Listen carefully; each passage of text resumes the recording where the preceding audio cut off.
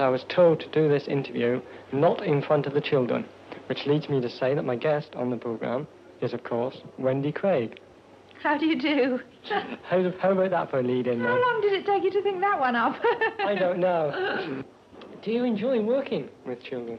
Yes, I do, very much. I find that the children I have worked with, mind you, I think I've been lucky, because there are some little horrors, but, in acting.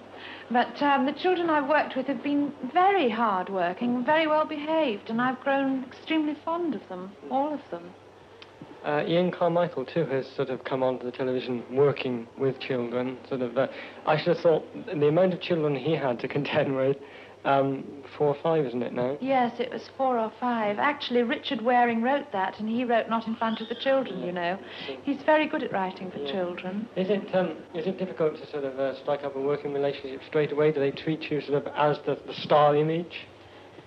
Well, most of them, you see, have been to drama schools, the sort of schools where they do a certain amount of acting combined with a certain amount of scholastic work. And they're taught there how to behave in rehearsals. I mean, you sit down and you're quiet until you're required, and then you get up and do your bit and that sort of thing. And I haven't really had any problems with them at all. In fact, what worries me is they're too good. Sometimes they can be like little old men, you know. They're so squashed down sometimes. You think, oh, I wish they'd get up and play like children. And when you see them kicking a ball around or something like that, you say, oh, they are children after all, you know. You yourself, I've read, have not a very good memory. I'm not very good at learning lines. It's hard work learning lines. I have to sit down and learn them like a parrot. But the worst part of my memory is for details, really. I mean, I'm always leaving things everywhere, and I'm rather absent-minded, I suppose. So that's probably how you found out about that.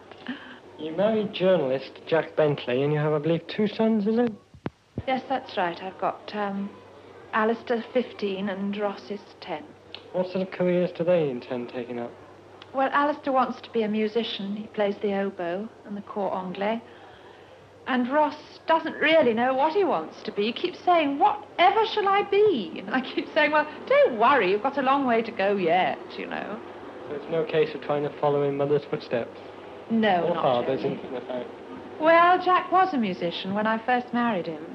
So I suppose that's where Alistair gets his musical talent.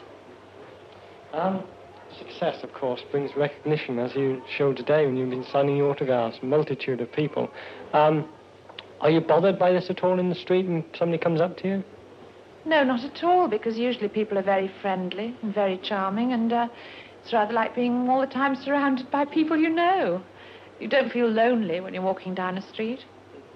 You are opening a store at the moment, and then, of course, signing autographs afterwards. I'm afraid we're not allowed to mention the name of the product or the store, but do you do this often? Yes, not often. I do it about perhaps twice a year. It's a very good way of getting to know people. You meet hundreds of people during the course